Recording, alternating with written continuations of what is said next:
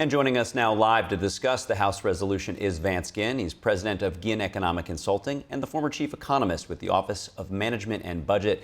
Good to see you today, Vance. Appreciate you joining. Originally, there were many Republicans in the House with objections, and yet just a day or two later, they were able to advance it with only 2 Republican holdouts. So what were those main obstacles, and how did Speaker Johnson get consensus?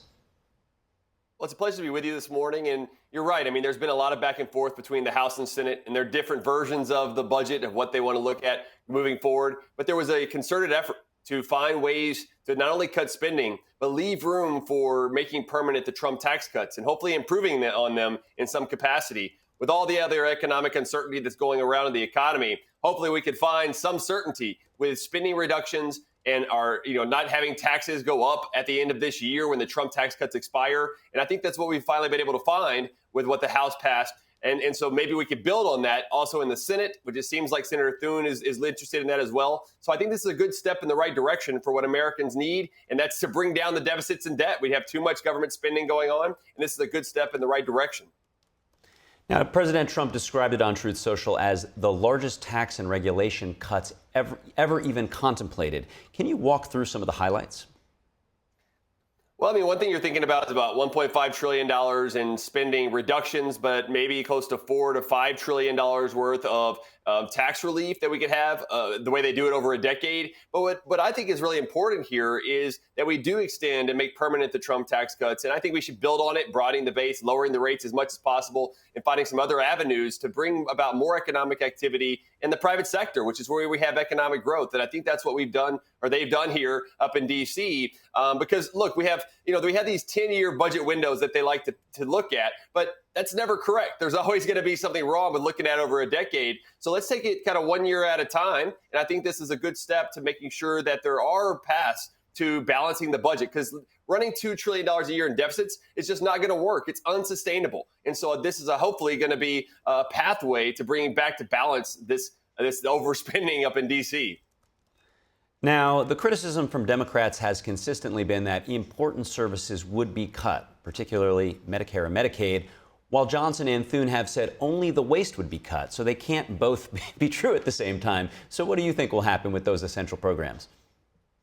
Well, I mean, you're always going to get Democrats who want to spend more. And so they're always going to be pushing back whether there's $1 of cut or $1 trillion in cuts. But I think what this can do is we have a bloated federal government of much spending over the last 4 or 5 years, and really even before then. We've seen a massive increase in spending. And so there's got to be some sort of reversion back to mean, or reversion back to where we need to be, because this is too much spending going on. And I'm hopeful that the Republicans will continue to push for spending reductions. We've seen Elon Musk highlight and expose a lot of fraud, waste, and abuse that's going on. And while he may not be able to make all those cuts, or the executive branch can't, Congress can. They have the power of the purse, and they've really got to start using it, because we're already running more than $36 trillion in national debt. Net interest payments are over $1 trillion.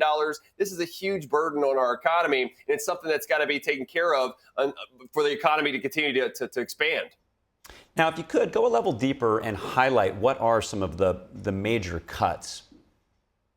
Well, these are the reconciliation, right? So this is setting the stage for what could be cuts. No specifics yet that I've seen. There have been discussions about what to do with Medicaid, maybe work requirements for states. And I'd really like to see them give federal block grants to states instead of having this matching program that they have today, because states can do a better job, I believe, with what's happening with their people in their states compared with what the federal government's doing thousands of miles away. And so not only is that one area, but there are other areas that should be across the board looking at cuts. There should be no sacred cows, things that are going to be off the table, because we do need reforms of these programs, especially even, Social Security and Medicare. At some point, we've got to deal with those as well, because those are driving forces of the overall increases in our deficits and debt. I don't know how much of that will actually be on the table this time. I heard mainly about Medicaid. Other areas within the budget, the Inflation Reduction Act, which was over $1 trillion in green energy agenda for energy subsidies, that too should go away. That would go a long way to making it to where we could balance the budget quickly and get more economic growth and prosperity in America.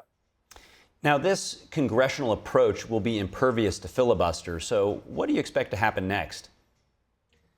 Well, you're right. So the House has now passed this reconciliation. Now they can start to see what the guardrails are going to be moving into the budget discussions over the next weeks. Hopefully not months, but it's probably going to take a little while to get this to where both sides are agreeing on what's going to be the details within the budget itself. You know, sometimes we can see some good things on the top, but the details really matter. Devil's in the details, as some like to say. And so I think that's really where we got to see what's happening with the Senate and the House. Let's get to something that's going to provide a sustainable budget for the future that allows for us to have not only making permanent the Trump tax cuts, but spending relief and deregulation. We could have a roaring economy. We just got to get through some of this economic uncertainty from tariffs and other things that are going on. Well, we always appreciate you joining us and sharing your insights. Vance Ginn, President, Ginn Economic Consulting, as well as the former Chief Economist with the Office of Management and Budget. See you soon, Vance. Thank you so much.